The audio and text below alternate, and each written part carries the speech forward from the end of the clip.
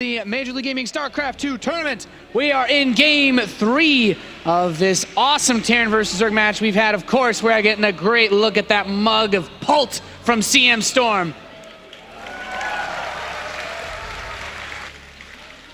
Played a phenomenal series, tied it up against this gentleman who took a convincing first map. Our Zerg player, it's RagnaroK.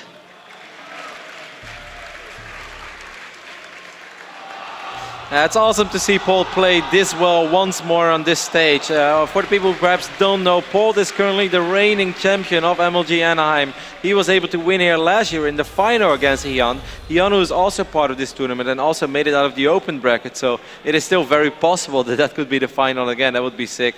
But it's awesome to see Polt play that well. So far 4-0 in best of threes and currently tied up 1-1 with RagnaroK. But if he wins this one, he's getting incredibly close to at least making it into the upper bracket, which you said before, Nate, that's guaranteed top 6, that's guaranteed prize money, and perhaps even more important, guaranteed WCS points. Polt was part of BlizzCon last year, and he was incredibly devastated that he wasn't able to win it, so he wants to go back, and picking up some WCS points over here definitely helps to increase your chances of making it into BlizzCon at the end of the year. Yeah, this hasn't been an easy match for him, though. I think what's funny to mention, of course, you brought up he won MLG Anaheim last year, and last year there was actually some crazy Hellbat plays by Polt too, and he hasn't quite been able to channel the power of the Hellbat in this tournament, I'd say. Maybe he's saving it for when it truly matters. He's like, group stage, I got this. He went like triple reactor factory Hellbat all in like all 3 matchups last year. It was pretty nuts. Just like 1 Marine into reactor into only Hellbats from that point out. And nothing else but Hellbat. So far the openings are identical to game number 1. Game 2, of course, was a little different because Polt decided to open up Gasless and he was able to snipe one of the Overlords. This time it's going to be a Reaper opening, and it's very possible that it's going to be a 3 Reaper opening once more. And what I'm curious to see, Nate, if he's going to try to roll the dice a little more with his Reapers, keep them around a little longer, like we saw him do in the Red Bull Battlegrounds a couple of times, where on a certain point he just said, hey, I know that your speed is about to finish up, but if you're not going to make a whole lot of Zerglings, I'm just going to keep my Reapers here for a while, because then I will still be able to get that Queen. I will still be able to pick off your links, because you just don't have that many of them. So we'll see if Polt is going to play it a little more risky or not.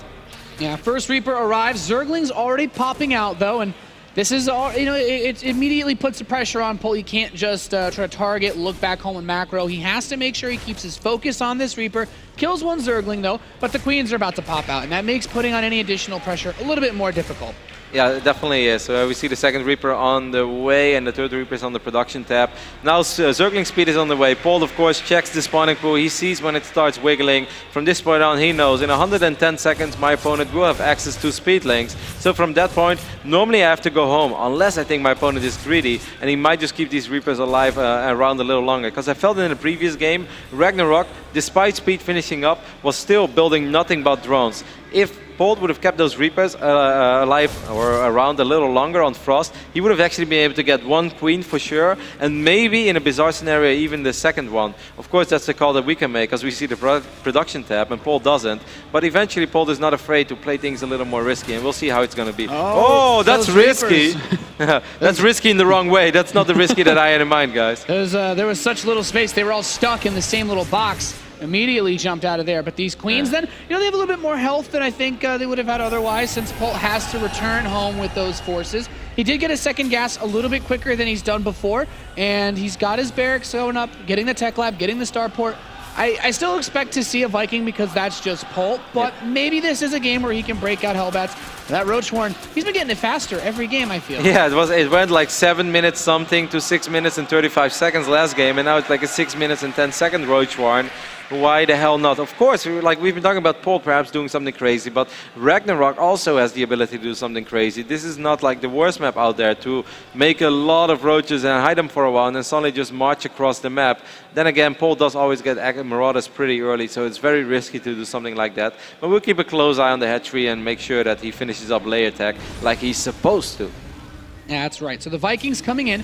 Overlord speed once again. RagnaroK really likes having access to that early information. It's just one of the ways that you can kind of soft counter the Viking, because even though you'll lose your Overlord, you still get to see what they're up to.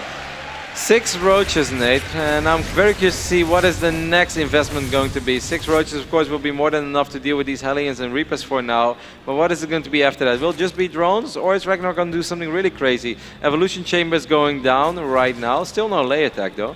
Yeah, I mean, he will go back to droning. He made exactly 6 roaches the last game as well, so he wants just enough to defend the Hellion Reaper pressure, and this Overlord's going to run in. I think as a Zerg, when you see that there's no armory, you immediately get this small level of comfort where you say, okay, I don't have to worry about Hellbats. It means I can kind of just do my thing.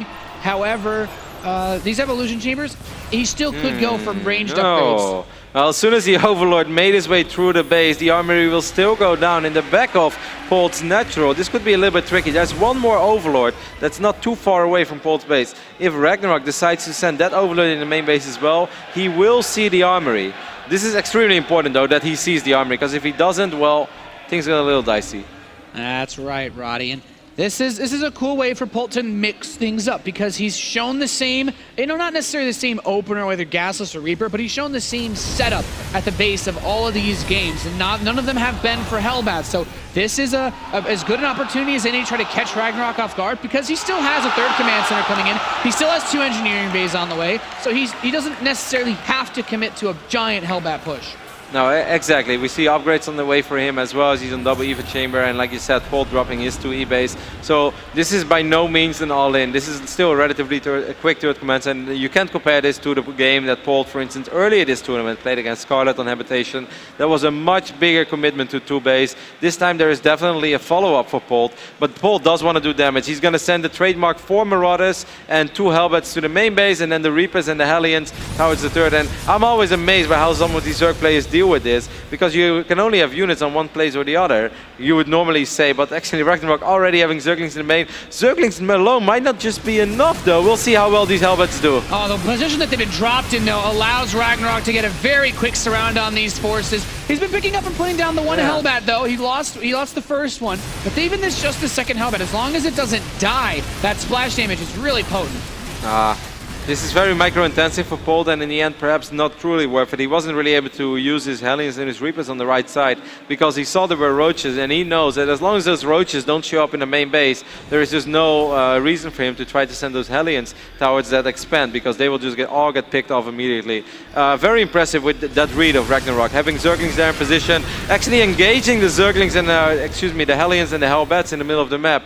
RagnaroK has smacked this down pretty hard so far. Yep, he's going to have his 1-1 upgrades a little bit faster than Polt. He has Roach speed, Baneling speed on the way, and he's going to make a couple of Mutalisks. So with Roach speed being researched at this stage of the game, when he could be getting, straight towards his 2-2 upgrades, makes me feel there is a possibility that as Polt tries to take this 3rd base, with these 5 Overlords about to finish, he just produces a massive swell of forces and tries to knock Polt down early on and say, hey, that investment you made into this harass didn't quite pay off. I might be able to deal some counter damage, but 10 drones, it doesn't have to be aggression. These Zerg players, Nate, they never listen to us. Don't worry. It's not you. It happens to everybody. It happens. Damn Zergs. Either way, it's still a possibility that eventually he will throw out a crazy amount of units at Polt. As so far, I feel that this game is going very, very well for RagnaroK. He's going to pick up this Viking. Only 3 kills so far in this game. Still an okay investment for Polt, but not as good as it was in the very first game. Or the second game, excuse me, the game that Polt was able to win. You see, maybe like whether or not Polt wins his TvZs, it all comes down to the amount of kills the Viking gets. It's directly proportional to his chances of succeeding. Wow, if he gets his reactor, that's actually a very amazing pick-off. In this phase in the game, you're not supposed to be able to pick off a reactor with your first Mutalisk. He will end up losing one of them, but this is going to slow down the medevac production quite a bit. Yeah, it's really nice, because it's not even just that the medevac is slower, but you can't build any while you have to rebuild this reactor, and then suddenly, if Polt moves out, if he takes a fight, if he sends out a drop, he has that much less healing power with his main army. And these Mutalisks, as small as their numbers may be, are doing a really solid amount of harass for RagnaroK, and he's still actually putting out a couple of roaches with this army. He's getting that 2-2 together, as we'd mentioned, but that 4th base especially, it's so nice that Polt has not been able to do any harass past his initial push. And there you can really see how much it matters whether or not Polt's original opening is actually effective or not, because so far this has not happened in any of the games in this series where RagnaroK has actually fully saturated that base in the right bottom side of the map without taking any damage, without even losing any drones so far. Polt has not killed a single worker yet, despite opening up with 3 Reapers, despite with the Hellions and despite the Hellbat Marauder follow-up. He has not killed a single drone yet. So from this point on, you would normally say that the engagement should go pretty okay for RagnaroK, as he just has so many units to work with. That's right. And he's managed to be maxed out much faster for a reasonable amount of time. Of course, the army supply is still even because RagnaroK has a large number of drones, but he would love to fight on creep. Is he really just going to force this engagement? Zergling's going to try to run behind this army. You know, Polt's army really isn't that big, Roddy, and this is a scary spot to be in. He's going to try to retreat some of these Widow Mines, burrow it on the high ground, but the Zergling's running ahead, and they split that splash damage quite well. Yes, Widow Mine's doing a reasonable job, but at the end of the day, there's still so many Banelings. There is a hit squad on the right bottom side of this map, though, so RagnaroK needs to do some work. The drones either got evacuated or got picked off. We'll figure that out soon. I guess they just got evacuated, at least most of them. RagnaroK is doing some real work. He's up 60 supply. He brought the Mutalisk back. He's sending in a lot of roaches. It's sort of okay to lose roaches. They are pretty much the cheapest unit that Zerg is going to work with in this phase in the game. Yeah, Infestation Pit's going to finish up for RagnaroK. He has a reasonable bit of a bank, but Polt would love to get on the counter-aggressive. You know, the one thing that is really nice despite all this is that he didn't lose those drones, Roddy. He's maintained that 84 drone count. He's been very healthy as far as his economy goes, and the hatchery didn't die, so he can immediately go back to mining it, whereas Polt, he takes a couple blows here and there. He has a 4th command center finishing, but RagnaroK's not going to allow him to just take bases. I couldn't agree more. It was the first thing that I looked at after the fight happened. How many drones died? Well, in the end, only 4 drones died. The hatchery stayed alive. This did not happen in the other games. Even in the game that RagnaroK was still able to win, he did end up losing that 4th base once. This time, it's just not going to happen. He's very well saturated. He has excellent map vision. The overlords are all over the place. He even has a little bit of creep spread in the middle of the map. He's definitely not a Zerg that like lives by creep spread or dies by creep spread, which is kind of like mocking with everything we know about this race. But so far, it's working out for him. Yeah, he's been taking some really good engagements on or off these roaches. Like, come on down. Just we're one waiting, by one. Waiting at the bottom of the ladder.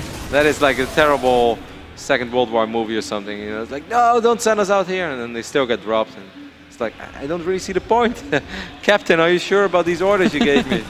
dropping down into death. The Hive's going to complete for RagnaroK, which means he can get those additional upgrades. Polt's 3-3, not done quite so yet. So many Banelings on the way. 23 additional Banelings. We're looking at... He already has 34. Oh my god, he's going to go over 50 Banelings. He has 53 Banelings now. How do you split against 53 Banelings? This is like, please, Terran gods, be with me and give me the juicy Widowmine shots, because I'm going to need them. He almost has as many Banelings well, that's as a good start. Yeah, good start so far. He's going to continue to move in the Banelings. I mean, this army is still reasonably well split for Polt. The Mutas are going to come in behind all of this, and he's actually got a lot of Marines left over. What? That was 53 Banelings, but Polt somehow survives with the majority of his Marines. Wow, 53 Banelings, okay. It doesn't even compute. No. RagnaroK is realizing that he needs a few more Banelings to break down this little supply depot wall. I'm not sure if that's in vision of Polt. Polt is going to, well, at least he's going to see it now, as a few Banelings will roll into the mineral line and get reasonable connections. Nothing great so far. Yeah, tried. It was worth a shot. Mutalisk running to the right side. These missile turrets not done yet means that harass being brought in, and Polt, in the midst of all of this, trying to defend as best he can, has 2 medevacs going in towards RagnaroK's main base, but those Zergling forces, he spotted this. He's coming into the main, and he should defend. If he's able to pick up one of these evolution chambers now, okay, that's not going to happen. There are plenty of Zerglings over here, but RagnaroK has to be very careful. Those evo chambers will most likely be the first target in the next 2 minutes, as long as +3 is not ready. Look at these Marines, by the way. They're holding their ground like champs, and I believe that the Mutalisk are on their way, though, to save the day. But at the same time, Polt is going to try to attack this gold base. An army getting hit by a lot of Zerglings, Banelings, and the Roaches there. That force in the main base just now getting cleaned up by the Mutalisk. But man, the power of 3-3 for Terran. The small window where you have the upgrade lead has been quite nice for Polt. The supply still close between the 2 of these players. Polt is down 20 workers, so the army supply still remains relatively even.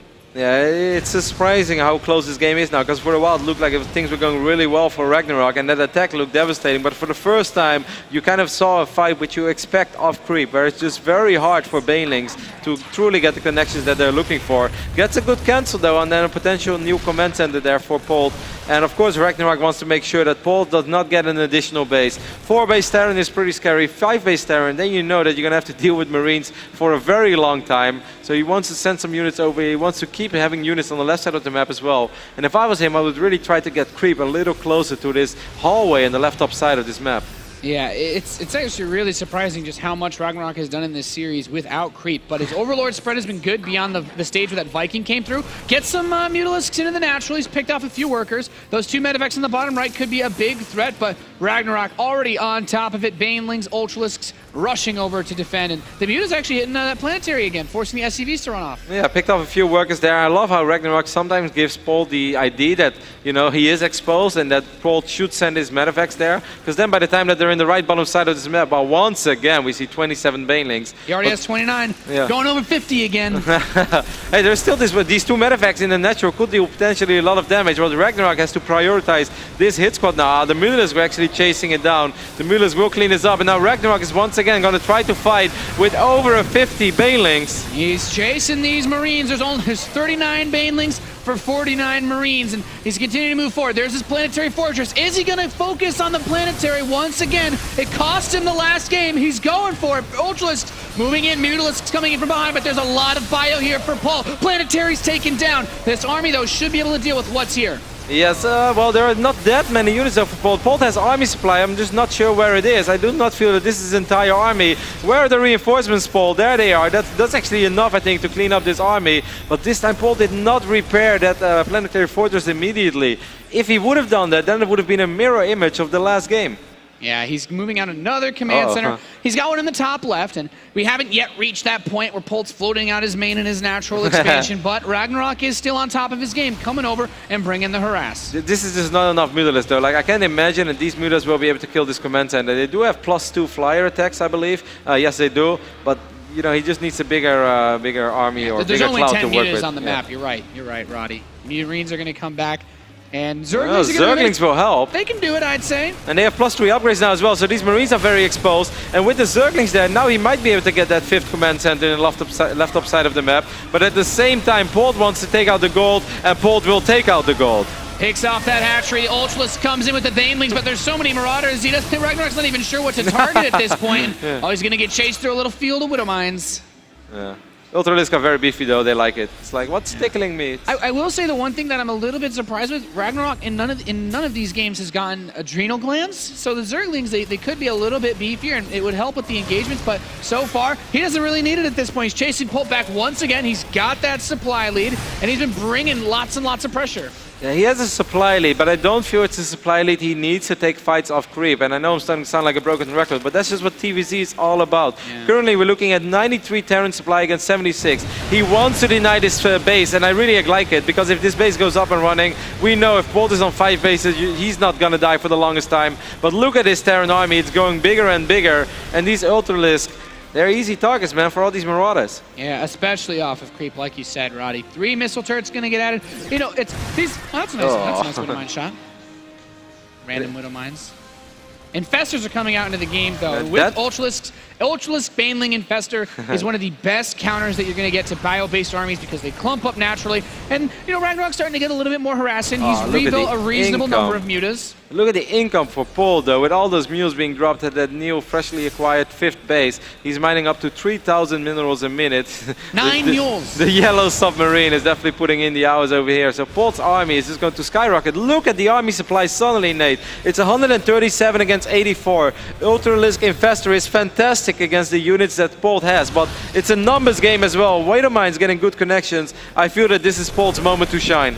Yeah, he's moving forward. The Widow Mines are ready to cover his retreat path. The Mutalisks coming from the north, and most of RagnaroK's forces are still on the east side of the map. He's going to try to catch these Medivacs, try to catch these Bioforces, but he's going to lose his left side expansion in the meantime. And despite having that gold base rebuilt, gold base doesn't last forever. There are Terran forces all around the map now. 143 army supply. Mules is a very good tool to have, as we can see, as Polt is just pretty much maxed out. RagnaroK has 172 supply, but he has way more workers than his opponent.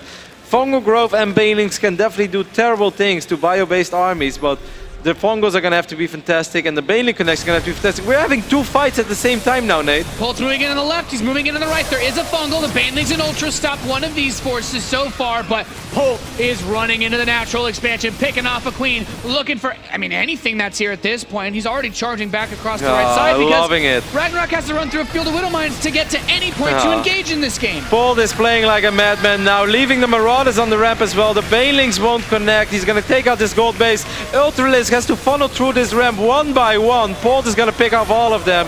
Fantastic play by Polt. And the Mutas and the Ultra trying to work in tandem to slow this down, but it's not enough. Polt takes game number 3 and will win this series 2-1. What a fantastic TvZ series. And Polt is currently up 5-0 in this group. Has not dropped a single best of 3 yet. He said it in the start of the tournament. He wants to stand on this stage at the end of the tournament, lifting that trophy once more. And so far, Nate, he's a man on the mission. 5-0 against 5 amazing best Starcraft players in best of 3s.